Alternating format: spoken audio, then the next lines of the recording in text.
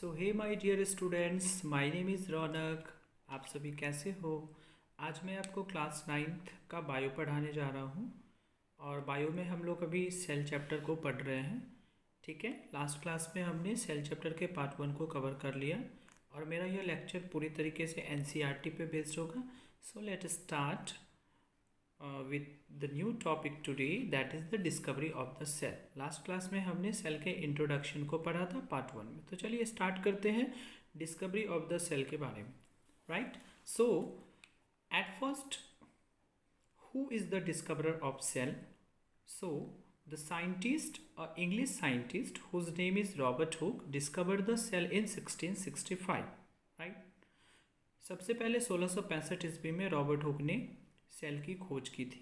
Okay, सो जब Robert Hooke एक थीन slice of cork को खुद के बनाए हुए माइक्रोस्कोप में जब देख रहे थे और ऑब्जर्व कर रहे थे, यानी कॉर्क के एक पतले से टुकड़े को, अब ये कॉर्क क्या होता है ये मैं आपको थोड़े समय के बाद बताऊंगा। तो उन्होंने देखा कि उस कॉर्क के अंदर की जो संरचनाएं हैं वो कुछ हनी कॉम्ब की तरह नज़र आ रही थी। राइट, हनी कॉम्ब का अर्थ हुआ मधुमक्खी के छत्ते की समान उसकी रचना देखने में लग रही थी। जैसे आप सभी ने मधुमक्खी के छत्ते को देखा होगा, बी हाइव को देखा होगा, उसमें कुछ इस प्रकार से छोटे छोटे कंपार्टमेंट्स आपको देखने को मिलते हैं, जैसा मैंने यहाँ पे डायग्राम में बनाया है।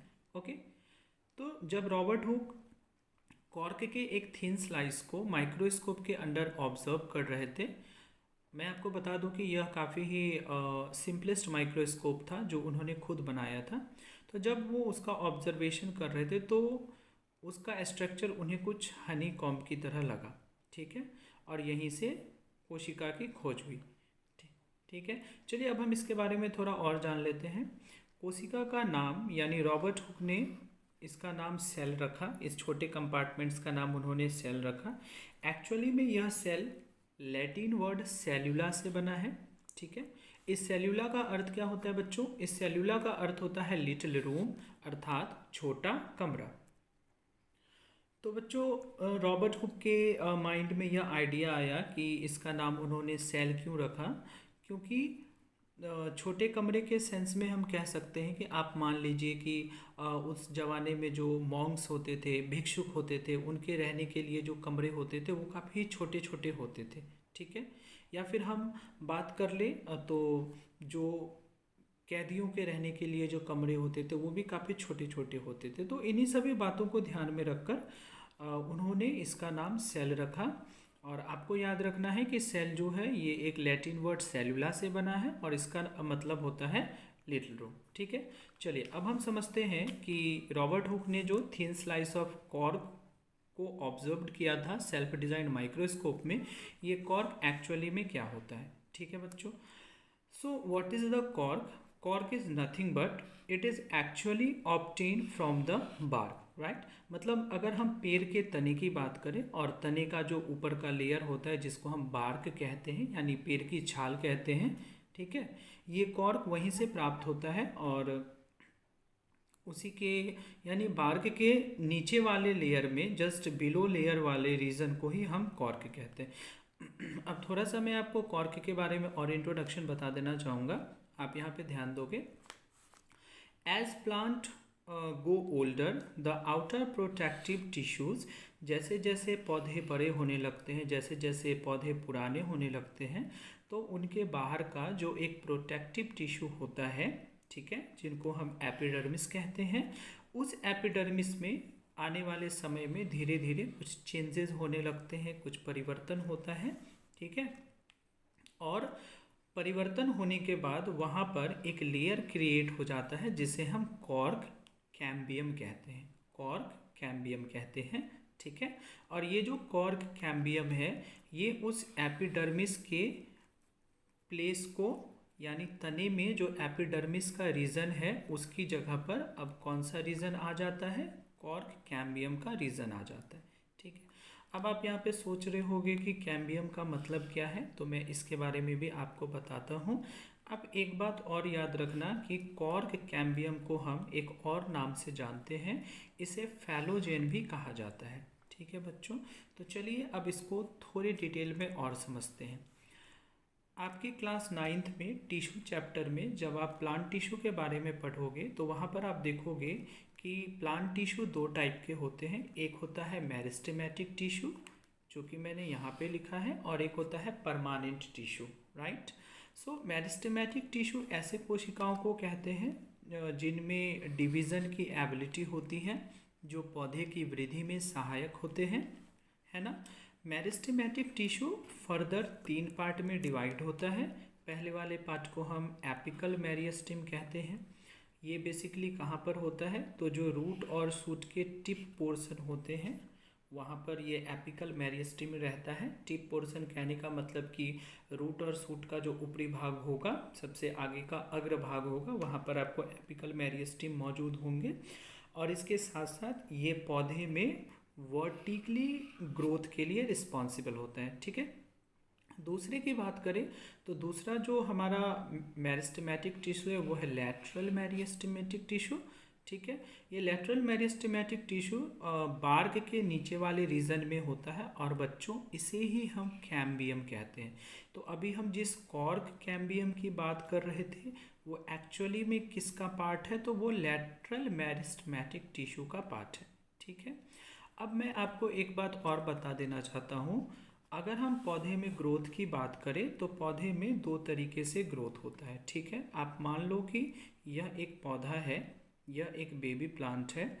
इस बेबी प्लांट में आने वाले समय में 2 तरीके से ग्रोथ होगा।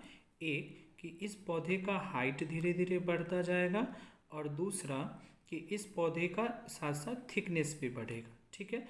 तो पौधे में ग्रोथ 2 तरीके का होता है, एक जिसको हम लेंथ वाइज ग्रोथ कहते हैं, और एक जिसको हम लेंथ वाइज ग्रोथ कहते हैं, और दूसरा जिसको हम विड्थ वाइज ग्रोथ कहते हैं, ठीक है। लेंथ वाइज ग्रोथ का मतलब हुआ पौधे की लंबाई बढ़ना, और विड्थ वाइज ग्रोथ का मतलब होता है पौधे की चौड़ाई बढ़ना, राइट बच्चों।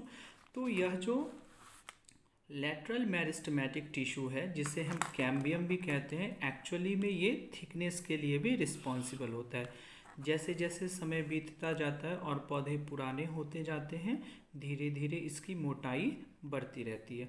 तीसरे टाइप का जो मेरिस्टेमेटिक टिश्यू है इसे हम इंटरकैलरी मेरिस्टेमेटिक टिश्यू कहते हैं।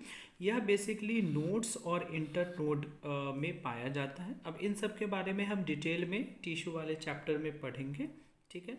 अच्छा बच्चों, आपको एक पॉइंट यहाँ से और याद रखना है कि जो हम कॉर्क की बात कर रहे हैं, इस कॉर्क में एक ऑर्गेनिक सब्सटेंस पाया जाता है। ये काफ़ी इम्पॉर्टेंट क्वेश्चन है, और इस ऑर्गेनिक सब्सटेंस को हम सुबेरीन कहते हैं, राइट। तो इस पॉइंट को आप यहाँ पर याद रख सकते हो। अब इसके बाद आप यहाँ पे एक बुक का नेम लिखा हुआ देख रहे हो, जिसे हम माइक्रोग्राफिया कहते हैं। तो आपको याद रखना है कि यह जो माइक्रोग्राफिया है, यह बुक पब्लिश की गई थी रॉबर्ट हुक के द्वारा। और इसी बुक में यानी माइक्रोग्राफिया में रॉबर्ट हुक ने अपने सेल की डिस्कवरी के बारे में चर्चा की थी। तो आपसे अगर क्वेश्चन पूछा जाएगा कि रॉबर्ट हुक ने कौन सी बुक को पब्लिश किया था, तो आपका आंसर हो जाएगा माइक्रोग्राफिया, ठीक है।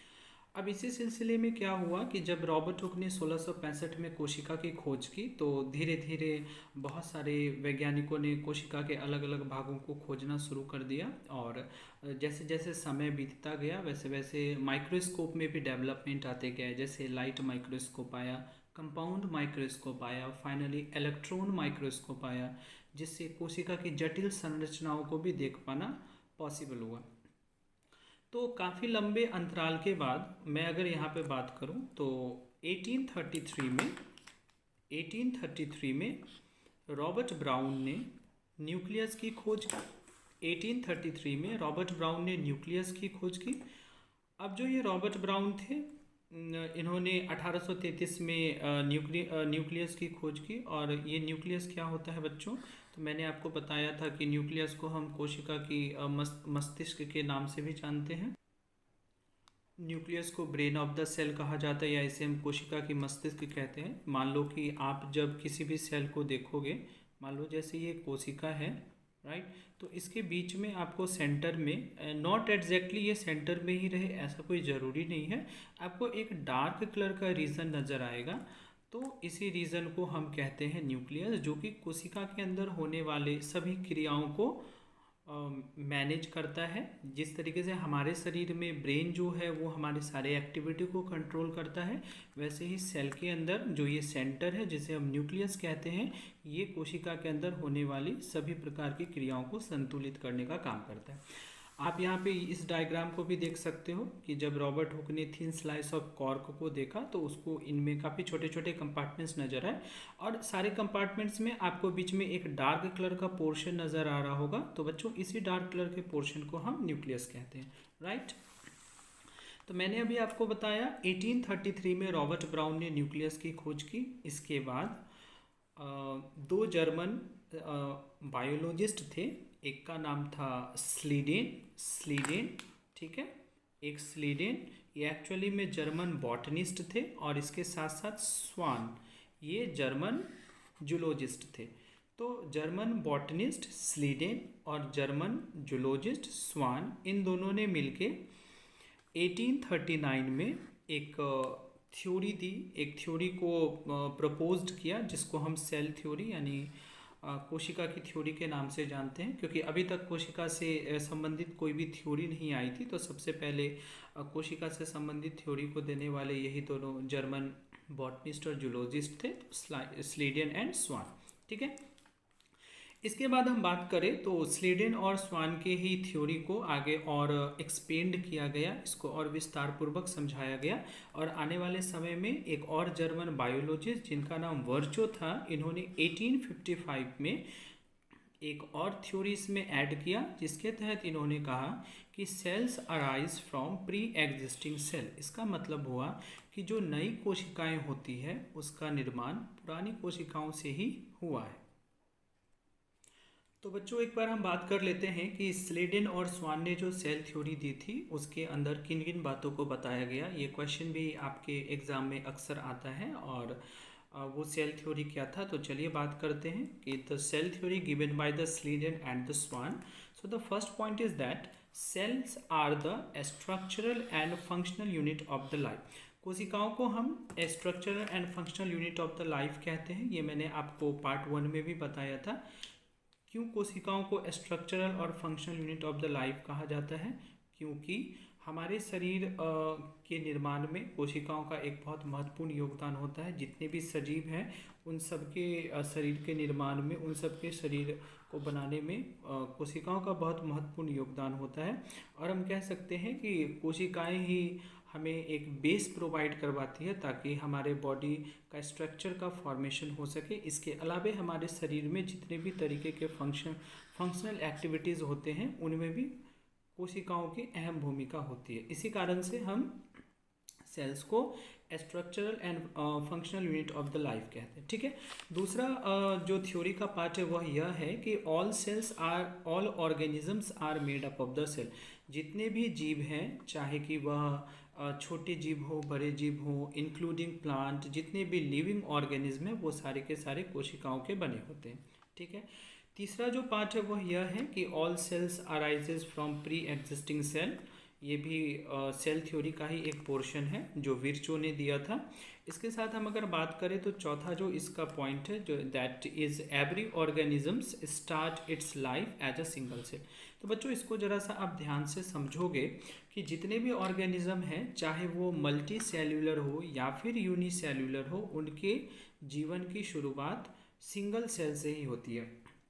मान लो जैसे अगर हम ह्यूमंस की ही बात कर लेते हैं, ठीक है, तो सबसे पहले क्या होता है, जब मेल सेक्स सेल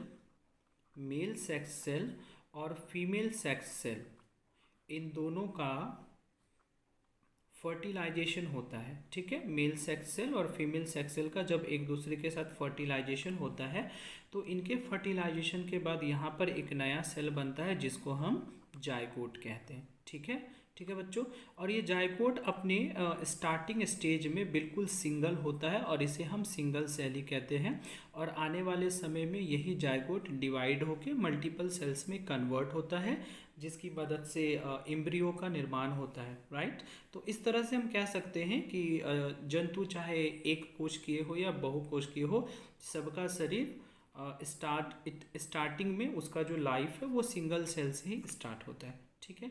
तो अब मैंने यहाँ पे कुछ और नाम लिखा है, आप एक बार इसको फटाफट से रिवाइज कर लो। जैसे कि 1665 में रॉबर्ट हुक ने सेल की खोज की थी, जो कि मैंने पहले भी आपको बताया है, राइट। ये एक इंग्लिश साइंटिस्ट थे।